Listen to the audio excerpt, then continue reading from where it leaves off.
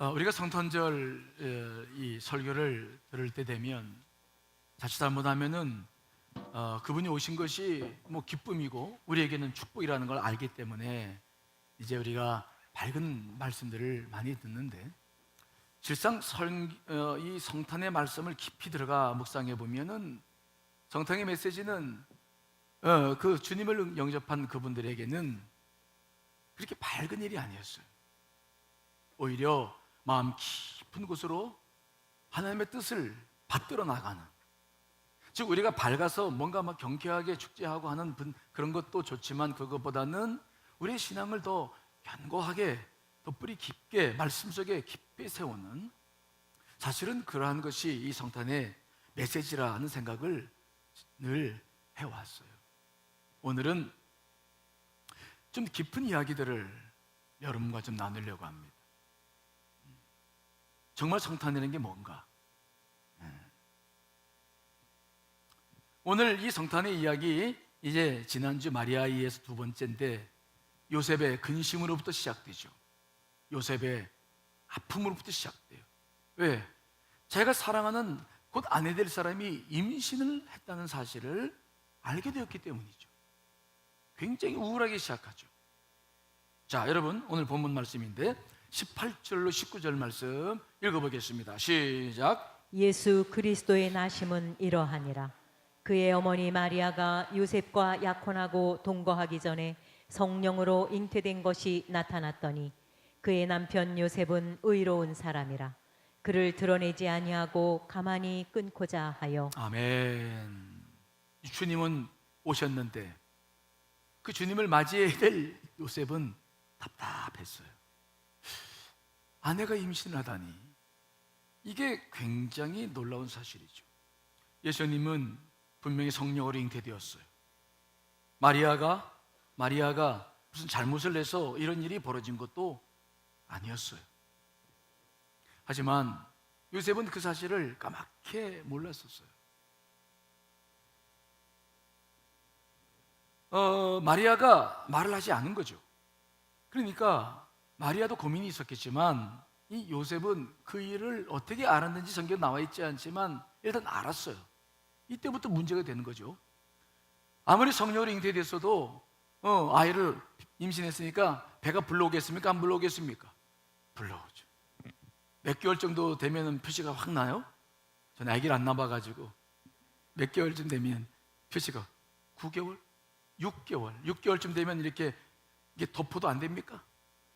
이렇게 덮고 나도 뭐 배만이 아니라 여러 가지 신체적인 반응이나 뭔가 하여튼 이 요셉이 뭔가 느끼는 게 있었을 것 같아요.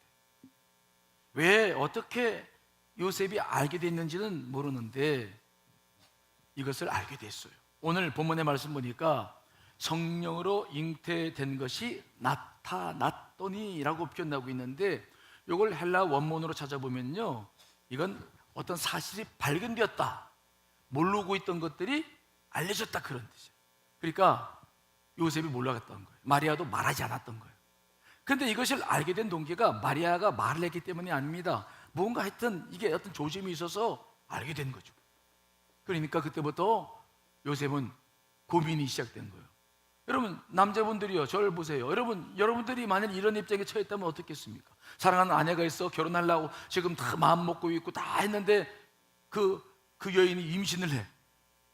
그러면은 우리 남자들은 어떻게 할 겁니까? 그거 어떻게 죽여 살려요? 그거 어떻게 할 거예요? 참으로 고민이 시작된 거죠. 요셉도 그 고민이 보통이 아니었을 거예요. 얼마나 당황했을까요? 얼마나 고뇌했을까요? 얼마나 고민이 많았을까요? 그런데 요셉은 의로운 사람이었다. 그래서 자기의 감정이나 사회적인 그 율법에 관계된 사회적인 제도에 의해서 문제를 해결하지 않고 조용히 끊고자 하죠. 자, 19절이죠. 읽어보겠습니다. 시작. 그의 남편 요셉은 의로운 사람이라. 그를 드러내지 아니하고 가만히 끊고자 하여. 의로운 사람이었어요. 이 의롭다는 표현은 두 가지의 내용이 들어가 있는 표현인데, 첫째는 하나님 율법을 준수한다, 경건한다, 그런 뜻이고요. 두 번째로는 따뜻하다, 예의가 바르다, 그런 의미가 여기에 들어가 있어요. 그러니까 요셉은 말씀대로 사는 경건한 사람이었지만, 자칫 잘못하면 율법주의로 흐를 수 있는데 그럼에도 불구하고 자비와 연민을 바탕으로 하는, 즉 신앙과 인품이 잘 결합되어져 있는 의로운 사람이었어요. 그러니까 뭐 마리아에게 묻고 따지고 뭐 이런 것보다는, 뭐 마리아도 나름대로 사정이 있겠지, 얼마나 힘들겠나 생각해가지고 그냥 조용히 끊고자 했다. 요셉의 인품과 신앙이 잘 드러나고 있는 그런 대목이죠.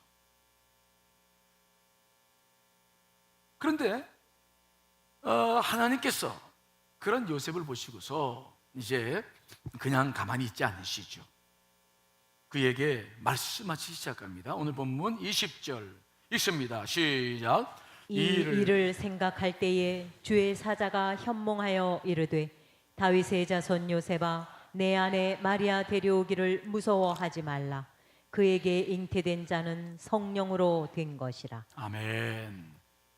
드디어 요셉이 고민하고 며칠 밤을 막 잠을 못 자고 이거 어떻게 나 설치다가 꿈을 잠깐 꿨는데 천사가 나타나가지고 이제 요셉에게 사정 전체를 이야기를 하십니다. 그러면서 하시는 말씀이, 요셉아, 내 아내 마리아 데려오기를 무서워하지 말라. 무서워하다.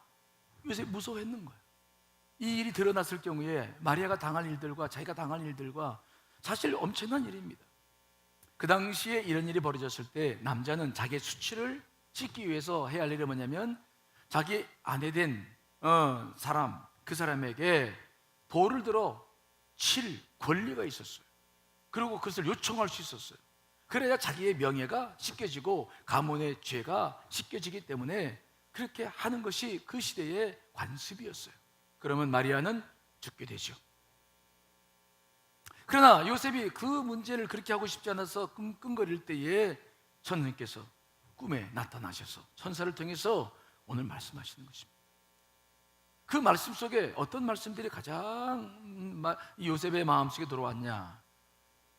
천사가 하는 말이, 보라, 처녀가 잉태하여 아들을 낳을 것이요 그 이름을 임마누엘이라 하라. 이것은 이사야 선지자가 이미 예언한 말씀이에요. 아마 요셉도 경건했고 그가 율법을 알고 있었기 때문에 이런 사실들을 혹 알고 있을지 몰라요. 그들은 메시아를 기다리고 있었습니다. 그 메시아를 기다리기를 사모했었습니다. 그런데 그 메시아가, 아니, 처녀에게 잉태되어서 아들 낳을 것이라고 말씀했고 이름도 임마누엘이라고 했는데 그 일이 요셉 자신에게 일어난 거죠. 자기 아내가 부름받은 것입니다. 그런 일들이 실제로 일어나는 거예요. 요셉에게 얼마나 당황스럽고 놀라고, 이게 믿을 수 있는 일인가? 하지만 요셉은 경건했습니다. 그는 마리아만큼이나 믿음이 단단했어요. 그는 꿈에서 깨자마자 그 일을, 말씀을 그대로 순종하죠. 24절로 25절 읽습니다. 시작. 요셉이 잠에서 깨어 일어나 주의 사자의 분부대로 행하여 그의 아내를 데려왔으나 아들을 낳기까지 동침하지 아니하더니 나음의 이름을 예수라 하니라. 아멘. 요셉은 서둘러서 마리아를 찾아가죠. 그리고 결혼을 하고 그 마리아를 자기 아내로 맞아들입니다. 그래서 마리아가 이제 몸이 드러남으로 말미암아 벌어질 그런 모든 일들을 미리 막고 자기 품 안에서 하나님의 뜻을 이루며 이제 예수 그리스도를 출산할 수 있는 모든 가정적인 배경을 딱 이루어 나가는 거예요. 오늘 이 말씀을 가만히 보면 마리아의 순종만큼이나 요셉의 순종도 대단한 순종이었다. 정말 그의 신앙도 얼마나 좋은 신앙이었는지. 마리아가 가브리엘 천사가 전해준 소식 앞에서 아멘, 저는 주의 여종이오니 주의 말씀이 내게 그대로 이루어지이다 라고 아멘 하며 그것을 받아들인 것처럼 오늘 요셉도 꿈속에서 나타나서 말씀하신 그 모든 말씀을 아멘 하고 받아들입니다. 의심하지 않아요. 그리고 그 일을 그대로 행하는 모습을 오늘 봅니다. 이 성탄에는, 이 우리가 기뻐하는 이 성탄에는 이렇게 깊은 신앙을 갖고 있었던 요셉과 마리아가 있었기 때문에 우리가 지금도 예수 그리스도 그분으로 하여금 기뻐하게 되는 줄 믿습니다. 우리는 그분들의 신앙을 배울 필요가 있어요. 오늘 본문을 통해서 깊이 은혜 받으면서 제가 묵상한 것 가운데 제가 한 단어를 떠올렸는데 그 단어 하나가 뭐냐면 순명이라는 단어예요. 지금은 잘 안 쓰는 단어예요. 옛날에는 그 단어를 종종 썼거든요. 저희들이 공부하면서도 순명이라는 말을 썼는데 요즘은 순명이라는 말을 잘 쓰지 않아요. 순종이라는 말을 쓰는데 순종은 제가 봤을 때 그 언어가 좀 많이 이렇게 혼잡해져 있어서 이 선명한 오늘 본문의 의미를 드러낸다고는 볼 수 없어서 저는 여러분들 좀 생소하고 저도 생소합니다만은 순명이라는 단어를 써서 오늘 이 말씀을 보려고 그래요. 순명이라는 말은 뭐냐? 순명은 하늘의 명령에 따른다. 순명, 하늘의 명령에 순종한다. 그런 말이에요. 즉 하나님의 뜻이 무엇인가를 깨닫고 그것을 위해서 자발적으로 순종하는 것입니다. 자기를 이것은 어떤 의미가 있냐면 예수님께서 하나님과 번체셨으나 동등됨을 취할 것을 여기지 아니하시고 스스로 자기를 비워 종의 형체를 가져서 인간의 몸을 입고 이 땅에 오셨던 그 예수 그리스도의 그 순명, 그것을 바로 이 요셉과 마리아를 통해서 다시 발견되고 있는 그 의미가 이 속에 담겨 있어요. 즉 순명이란 뭐냐? 예수 그리스도께서 하나님의 뜻을 받들어서 그 뜻을 그대로, 그러나 예수님께서 하나님의 뜻을 받들었을 때 하나님께서 강요하지 않으셨어요. 예수님은 자발적으로 순종하셔서 인간의 몸을 입고 이 땅에 오셨고 자발적으로 더 낮으셔서 인간의 모든 죄를 위해서 십자가를 지신 줄 믿습니다. 그래서 이 순명이라고 하는 것은 어떤 뜻이 있느냐? 하나님의 뜻을 알고 순종하는데 타의의 압력이나 마지못해서 하거나 어쩔 수 없는 상황에서 하는 것이 아니라 차원에서 순종하는 것입니다. 이해되십니까? 오늘 요셉을 보십시오. 요셉이 꿈을 꿨다고 그래도 이거 받아들이지 않으면 못 받아들입니다. 하지만 요셉은 어떤 타의의 압력에 의해서가 아니라 순수하게 그냥 받아들여요. 마리아도 마찬가지였습니다. 마리아가 가브리엘의 이야기를 들었을 때에 그는 순수하게 다른 말 하지 않았습니다. 제가 결혼하지 않은 문제에 대한 이야기를 하면서 그러나 성령께서 너를 덮을 것이다, 여호와의 능력이 너를 덮을 것이다 말씀하시며 주의 말씀은 능치 못함이 없으시다 라고 말씀하셨을 때에 마리아는 그대로 말씀합니다. 알겠습니다. 저는 여종이요, 그러니 주의 말씀이 그대로 내게 이루어질 줄 믿습니다.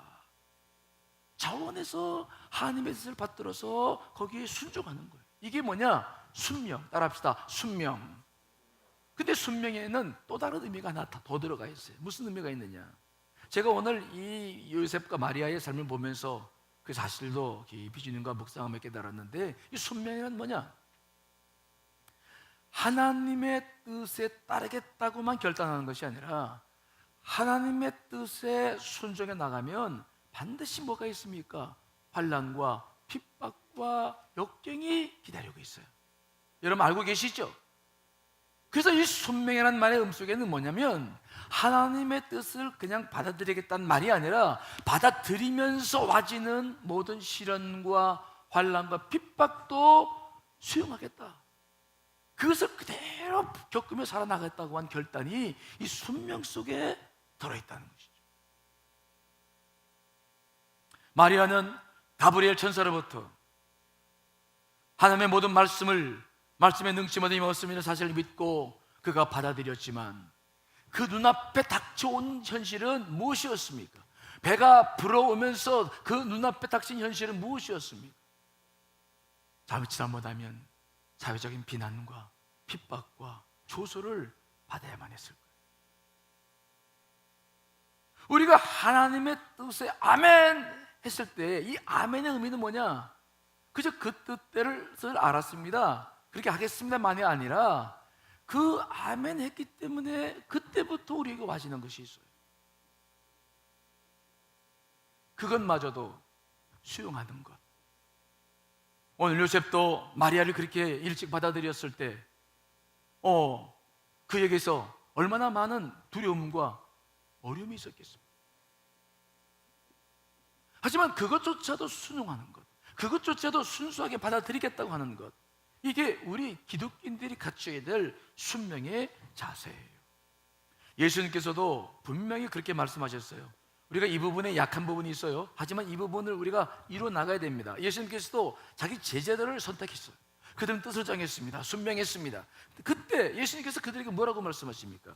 자, 마태복음 16장 24절 25절 읽습니다. 시작. 이에 예수께서 제자들에게 이르시되 누구든지 나를 따라오려거든 자기를 부인하고 자기 십자가를 지고 나를 따를 것이니라. 누구든지 제 목숨을 구원하고자 하면 잃을 것이요 누구든지 나를 위하여 제 목숨을 잃으면 찾으리라. 아멘. 주님의 제자가 되는 길도 마찬가지입니다. 주님의 제자가 되겠습니다 라고 베드로가 고백했을 때 베드로는 그물과 배와 자기 가족을 버리고 주님을 쫓았어요. 그것도 고통이었죠. 하지만 주님을 쫓았을 때 그것만은 기다리지 않았습니다. 얼마나 많은 핍박과 목숨의 위험과 어려움을 겪어내야 했을까요? 그래서 우리의 순명이라고 하는 것은 예수님께서도 분명하게 말씀하십니다. 제자들에게 말씀하십니다. 누구든지 나를 따라오려거든 자기를 부인하고 자기 십자가를 지고 나를 따라야 된다. 너희들이 내 제자가 되었을 때 반드시 너희 앞에 고난과 역경과 힘듦이 분명히 찾아올 것이다. 그러나 그것마저도 너희들이 지고 나를 쫓지 아니하면 누구든지 내 제자가 될 수 없다. 나와 함께 할 수 없다는 사실을 분명히 말씀하고 있어요. 여러분, 쟁기를 잡은 자는 뒤를 돌아보지 않아야 될 줄 믿습니다. 순명을 결단한 사람들은 그런 사람들이에요. 그저 좋고 즐겁고 기쁨만 있는 것이 아닙니다. 하나님은 절대적인 주권을 갖고 계시지만 그 주권을 가지고 자신의 역사를 자기 멋대로 이끌어 가시는 것이 아니라 우리에게 자유의지를 주셔서 우리가 사는 삶을 통해서 자연스럽게 자신의 뜻을 펼쳐나가신 분이십니다. 우리들의 삶은 사탄이 주관하고 있죠. 공중권세를 그가 갖고 있어. 그 속에서 하나님의 뜻을 이루기 위해서 우리는 많은 고난과 역경과 아픔을 겪지 않으면 안 됩니다.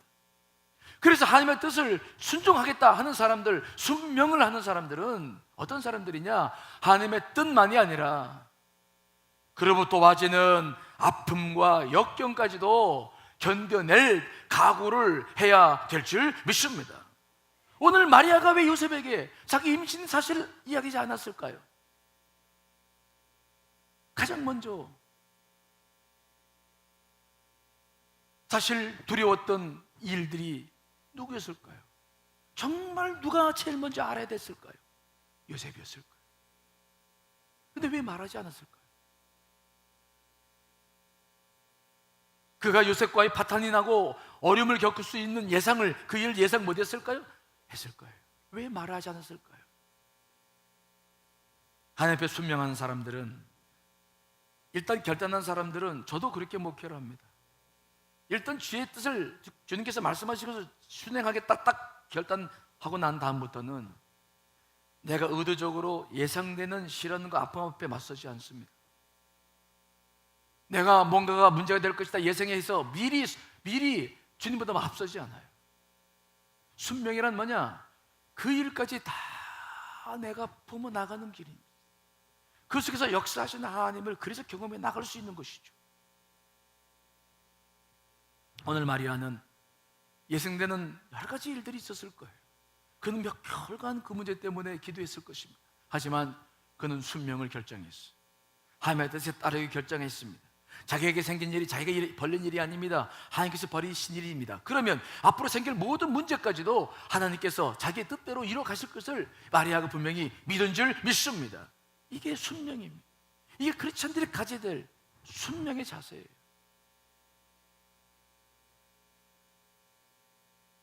하지만 보십시오. 마리아가 요셉에게 말하지 않았을 때 요셉과 문제가 생겼습니까? 아닙니다. 때가 되었을 때 하나님께서 꿈에 나타나셔서 그에게 모든 문제를 말씀하심으로 요셉과 마리아의 문제가 잘 해결되도록 인도해 가신 줄 믿습니다. 이 모든 것까지를 포함하는 믿음이 순명이라는 믿음입니다. 요셉도 이런 순명을 실천했습니다. 사실 남자가 결혼까지 해서 아내와 함께 잠자리를 하지 않는다는 것은 힘든 일입니다. 눈만 뜨면 만나는 아름다운 아내인데 남자들의 사명은 뭡니까? 생육하고 번성하라고 말씀하지 않으셨습니까? 그래서 그 사명이 어렵습니다. 정욕을 이긴다는 게 남자들에게는 큰 어려움이에요. 그때 사랑하는 아내와 결혼까지 했는데도 불구하고 그 아내와 함께 잠자리를 하지 않고 그 아내를 지켜준다는 것은 그만큼 요셉에게도 고통이었을 것입니다. 하지만 순명이란 그러는 거예요. 하나님의 뜻을 따르겠다고 결단한 사람들은 뜻만이 아니라 그로부터 와지는 고난과 역경과 그 아픔, 그것을 당연하게 받아들이고 그것까지도 하나님께 맡기는 믿음이 있어야 될 줄 믿습니다. 오늘 마리아와 요셉에게서 발견되는 신앙은 이 순명의 영성입니다. 하지만 우리는 이 부분이 좀 약해요. 우리는 하나님의 뜻까지는 분별합니다. 하지만 하나님의 뜻을 향해서 나아갈 때 우리는 찾아오는 시련과 환난 앞에 무릎 꿇을 때가 많아요. 우리의 순명은 어떤 때까지냐? 시련과 환난이 없을 때까지만 순종하는 경우가 많습니다. 시련과 환난이 찾아오면 뒤로 돌아서요. 그렇지 않습니다. 오늘 마리아와 요셉의 이야기를 복음서에서 깊이 만나보십시오. 그들은 그렇게 살지 않았어요.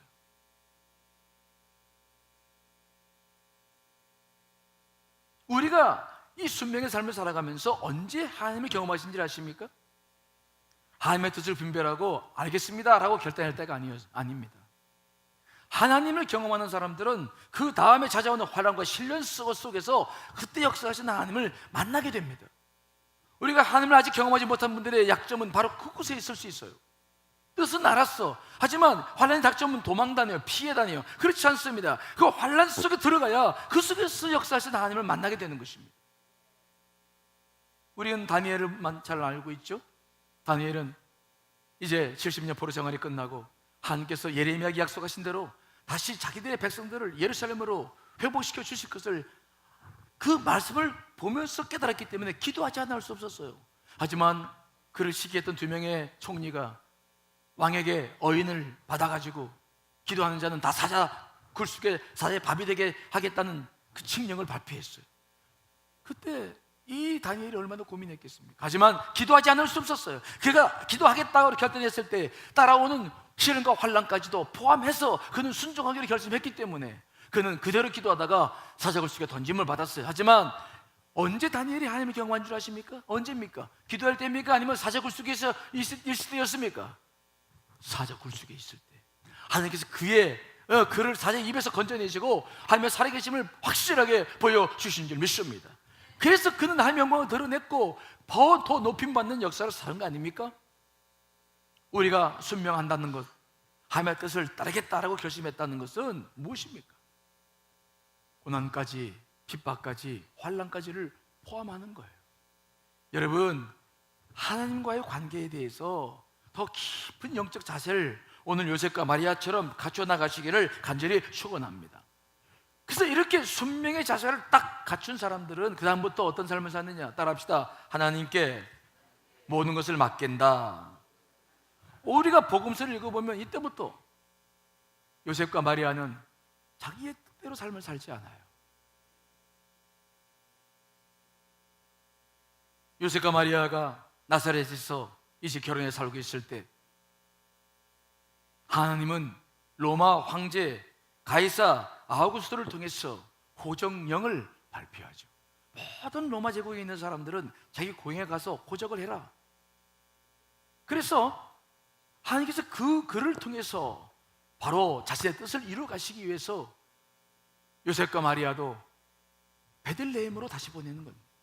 이것은 하나님께서 이미 약속하신 뜻을 이루시는 방법이었죠. 미가서 5장 2절 읽어보겠습니다. 시작. 베들레헴 에브라다야, 너는 유다 족속 중에 작을지라도 이스라엘을 다스릴 자가 내게서 내게로 나올 것이라. 그의 근본은 상고에 영원에 있느니라. 아멘. 마리아는 만삭이었어요. 나귀를 타고 갈 만한 입장이 되지 않았지만 하나님은 그들을 베들레헴에 보냈죠. 왜요? 하나님께서 이렇게 계획하셨기 때문이죠. 그들은 그 예수 그리스도를 잉태하고 난 다음에 그 하나님의 뜻에 따랐어요. 이것은 또 굉장히 고통스러운 일이었어요. 하지만 하나님의 뜻을 이룬 길이었기 때문에 그들은 순종을 하죠. 이 사건이 있고 난 다음에 마태복음 2장에 보면은 그들이 마법관에서 예수 그리스도를 낳고 출산했을 때 어떤 일이 벌어집니까? 동방 박사들이 헤롯 왕에게 와서 보고하지 않고 도망갔다는 사실을 깨닫고 헤롯의 군사를 풀어서 예수 그리스도를 죽이려고 했었습니다. 그때 하나님께서 어떤 명령을 또 꿈에 나타나서 말씀하십니까? 헤롯이 아기를 찾아 죽이려 하니 일어나 아기와 그의 어머니를 데리고 빨리 애굽으로 내려가라. 아직 마리아는 몸도 풀지 못했어요. 제대로 회복하지 못했어요. 하지만 또 그들은 애굽으로 피신하지 않으면 안 되었습니다. 그리고 그들은 거기서 그 애굽 땅에서 그들은 머물러야 했습니다. 예수님께서 그때 머물렀기 때문에 지금도 그 애굽에 보면은 예수님의 그 기념교회가 있죠. 이 모든 것들도 어떤 뜻이었습니까? 하나님의 뜻을 이루는 길이었죠. 마태복음 2장 14절 15절 읽습니다. 시작. 요셉이 일어나서 밤에 아기와 그의 어머니를 데리고 애굽으로 떠나가 헤롯이 죽기까지 거기 있었으니 이는 주께서 선지자를 통하여 말씀하신 바 애굽으로부터 내 아들을 불렀다 함을 이루려 하심이라. 아멘. 그 다음부터는 하나님께서 인도하는 대로 그들은 그들의 삶을 맞춰 나가기 시작해요.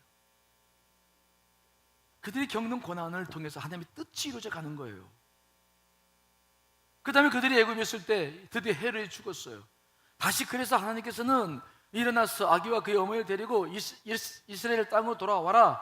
그래서 요셉님과 마리아를 데리고 나사렛이라는 동네에 돌아와서 거기서 살게 되었기 때문에 예수님을 나사렛 예수라 부르기 시작하는데 이것도 하나님의 뜻이었습니다. 자, 마태복음 2장 23절 말씀 있습니다. 시작. 나사렛이란 동네에 가서 사니 이는 선지자로 하신 말씀에 나사렛 사람이라 칭하리라 하심을 이루려 함이로라. 아멘. 하나님께서 약속하신 뜻들이 요셉과 마리아를 통해서 그들이 당하는 시련과 환난을 통해서 하나하나 이루어져 가고 있음을 우리가 바라봐야 될 줄 믿습니다. 우리가 받는 축복과 우리가 받는 기쁨만이 아니라 우리가 하나님의 뜻을 순종함으로 나아가는 그 과정 속에서 벌어지는 수많은 시련과 환난과 핍박을 통해서 하나님의 뜻들이 이루어져 가는 것입니다. 우리는 신앙생활을 하면서 이런 부분들을 놓치면 안 돼요. 여러분들 우리가 겪고 있는 고통과 아픔에도 분명한 뜻이 있음을 믿으시길 간절히 축원합니다. 내가 정말 하기 싫고 하기 싫어요. 하지만 그걸 통해서 뭔가가 이루어지고 있다는 것입니다. 그래서 요셉은 마리아는 그때부터 자기 삶을 다 하나님께 맡기는 거예요. 우리의 삶이란 뭐냐? 우리도 그런 삶을 살아야 되지 않을까요? 자, 시편 37편 5절 말씀 읽습니다. 시작. 내 길을 여호와께 맡기라. 그를 의지하면 그가 이루시고. 아멘. 맡기라고 말씀하십니다. 그를 의지하라고 말씀하십니다. 그러면 누가 이루신다고요? 그분이 이루어 가신다는 것입니다. 여러분들의 삶을 여러분 의도대로 뭔가를 만들려고 하지 말고 이 성탄을 맞이하면서 요셉과 마리아처럼 하나님 앞에 좀 맡겨 드리시기를 간절히 축원합니다. 맡겨 드리시고 그분을 정말 의지해 보십시오. 우리는 요셉보다도 더 큰 의인들입니다. 십자가의 보혈로 구원받은 사람들이죠. 하나님의 눈은 전부 여러분 한 분 한 분들에게 가 있어요. 여러분 이 사실을 믿으시기를 간절히 축원합니다. 그래서 주님께서 이러한 역사를 이루시면서 이 요셉과 마리아에게 예수님의 이름을 설명해요. 예수님의 이름은 두 가지였죠. 자, 먼저 1장 21절 23절 말씀 읽습니다. 시작. 아들을 낳으리니 이름을 예수라 하라. 이는 그가 자기 백성을 그들의 죄에서 구원할 자이심이라 하니라. 이 모든 일이 된 것은 주께서 선지자로 하신 말씀을 이루려 하심이니 이르시되 보라 처녀가 잉태하여 아들을 낳을 것이요 그의 이름은 임마누엘이라 하리라 하셨으니 이를 번역한즉 하나님이 우리와 함께 계시다 함이라. 아멘. 예수님의 이름은 요셉과 마리아가 지지 않았어요. 하나님께서 만드셨죠. 지으셨죠. 그래서 이 이름 속에는 두 가지의 중대한 사명을 우리에게 말씀하고 있어요.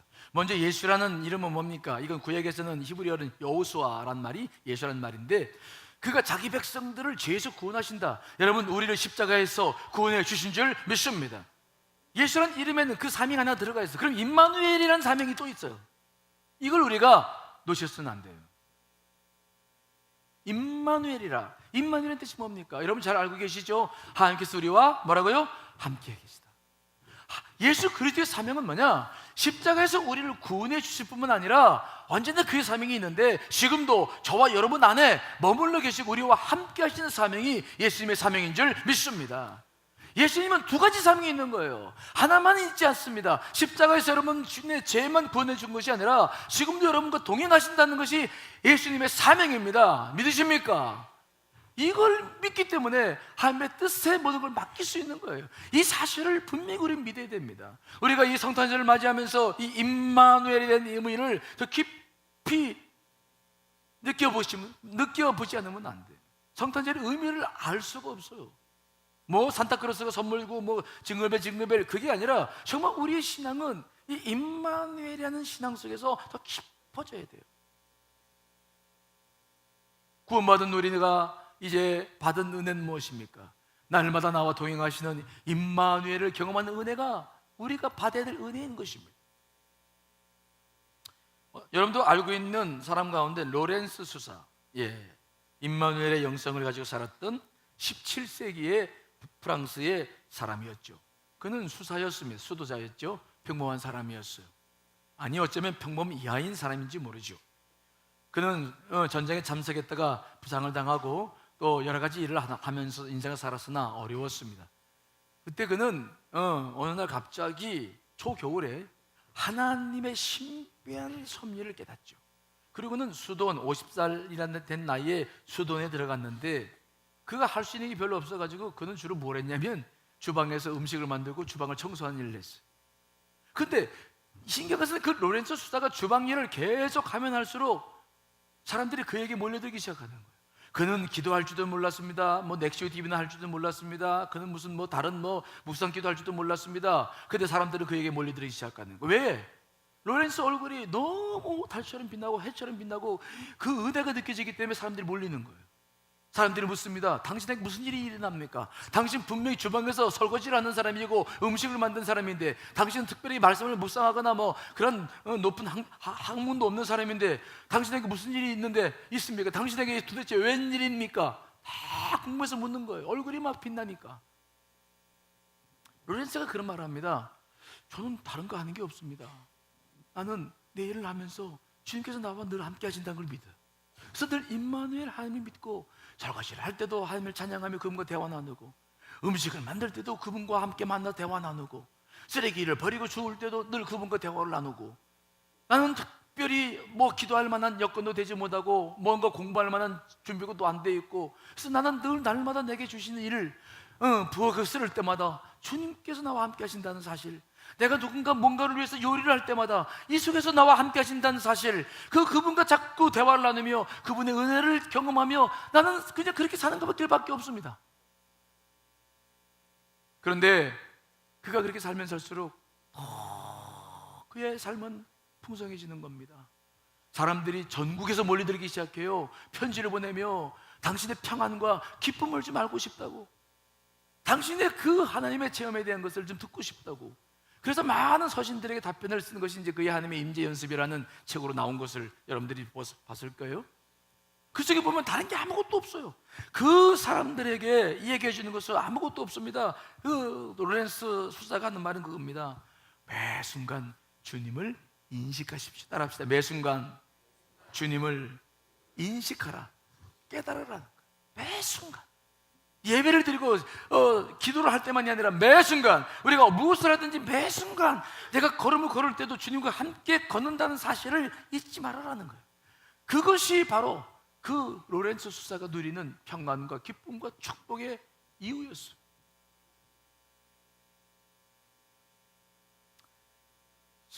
솔제니친이 쓴 이반 데니소비치의 하루라는 책을 보면 소련 강제 수용소에서 고생할 때 얘기가 적혀 있어.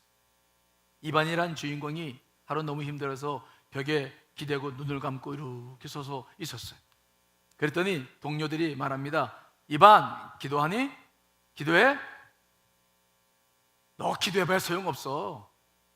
하나님이 너 기도한다고 감옥에서 빨리 빼줄 줄 알아? 웃기지 마라. 하나님은 그렇지 않아. 그때 이반이 그런 말을 하는 것이 아주 제가 인생이 깊었어요. 뭐라고 말한 줄 아세요? 감옥에서 빨리 빼달라고 기도하는 게 아니야. 나와 함께 감옥에 계셔달라고 나는 기도하는 거야. 이곳에서 견딜 수 있게 해달라고 기도하는 거야. 왜? 하나님이 나와 함께 계시면 나는 이 감옥에서도 충분히 견딜 수 있다고 믿기 때문이야. 하나님이 나와 함께 하시면 이곳에서도 나는 견딜 수 있다고 생각하기 때문에 그렇게 기도한다는 책을 읽으면서 제가 얼마나 많은 것을 깨닫고 감사했는지 몰라요. 여러분, 이러한 임마누엘의 영성이 중요합니다. 이 임마누엘의 영성에 대해서 히브리서가 말씀하고 있는 히브리서 13장 5절 말씀 있습니다. 시작. 그가 친히 말씀하시기를 내가 결코 너희를 버리지 아니하고 너희를 떠나지 아니하리라 하셨느니라. 아멘. 그 말씀에 결코라는 말이 있어요. 하나님께서 말씀하시죠. 결코 떠나지 않겠다. 어떤 떠나지 않겠다. 이렇게 주님이 결코 우리를 떠나지 않겠다고 말씀하시는, 강조하는 의도가 무엇입니까? 이것은 무엇이냐면 우리로 하여금 이 약속의 말씀을 믿으라는 것입니다. 이해되시죠? 믿으라. 이 말을 믿으라. 중요한 것은 뭐냐? 믿는 사람마다 이런 은혜가 흐르게 된다는 사실입니다. 하지만 믿지 않는 사람들은 이 임마누엘의 은혜를 이가 뭔지 경험하지 못해요. 저도 어제 토요일 날 하루를 보냈는데 하루를 보내면서도 많은 마음에 굴곡이 있었어요. 아침에는 감리사들 모임이 있어서 회의를 참석했는데 거기서 또 여러 가지 좀 어려운 일이 좀 있어서 마음이 굉장히 힘들었는데 교회 와서 또 여러 가지 일을 보면서 새해를 준비하고 성탄을 준비하고 뭐 여러 가지 분주한 일들을 보면서 마음이 우유곡절이 여러 가지가 이제 흐르고 있는 것을 봤죠. 그래서 이제 말씀을 이제 준비해 놓고 다시 이제 이쪽 응접실에 와서 잠깐 무릎 꿇고 차를 마시며 기도하려고 딱 앉았는데 그때 굉장히 마음이 복잡했는데 주님께서 내 안에 쑥 들어오신 느낌이 있어. 물론 계시지만 특별한 느낌이 있어. 쑥 들어오시는 느낌. 뭔가 심령이 갑자기 뜨거워져. 나도 아무런 이유가 없어요. 알 수 없어. 근데 갑자기 그분이 뚝 들어오시는 느낌. 그리고 제게 말씀하십니다. 왜 이렇게 힘들어하냐? 내가 너와 함께 하잖아. 그냥 단순해요. 다른 말이 없어. 내가 너와 함께 하잖아. 그러면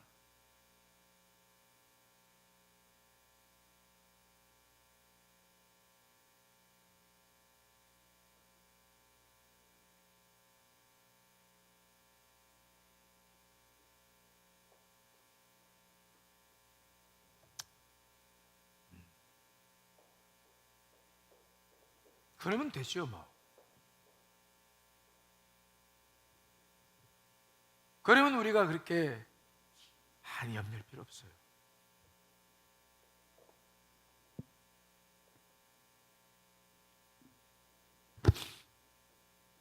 주님이 나와 지금 함께 하시는데 내가 생각하고 행하는 모든 것들에 그분이 함께 하시는데 무엇이 그렇게 큰 문제가 됩니까?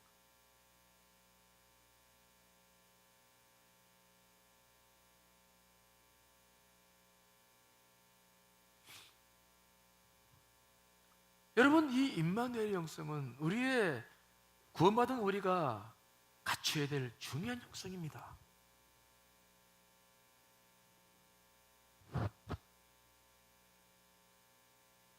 여러분들이 이미 알고 계신 시가 하나 있는데 메리 스티븐슨의 2개의 발자국이라는 시인데 한번 좀 읽어드릴까요?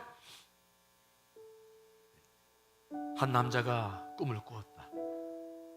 꿈속에서 그는 하나님과 나란히 걷고 있었다. 그때 그의 지나간 삶의 장면들이 주마등처럼 스치고 지나갔다. 해변의 모래밭에는 2개의 발자국이 나 있었다. 하나는 하나님의 것이고 다른 하나는 그의 것이었다. 그런데 언제부턴가 하나의 발자국만 모래밭에 남아 있었다. 삶에서 가장 힘들고 공경에 처해 있을 때 오직 그의 발자국만 남아 있었다. 이렇게 남아있는 한 개의 발자국이 그를 실망시켰다. 그는 항의적으로 하나님에게 물었다. 하나님, 어떻게 이러실 수 있습니까? 언제나 저와 함께 하시겠다고 약속했으면서 정작 제가 당신을 가장 필요로 할 때에는 저를 떠나셨다는 말입니까? 어떻게 그러실 수 있습니까? 하나님께서 그에게 응답하셨다. 저 해변에 나 있는 발자국은 내 발자국이 아니라 내 발자국이다. 내가 어려움에 처해 있을 때, 힘들어할 때 내가 너를 업고 걸었기 때문이다.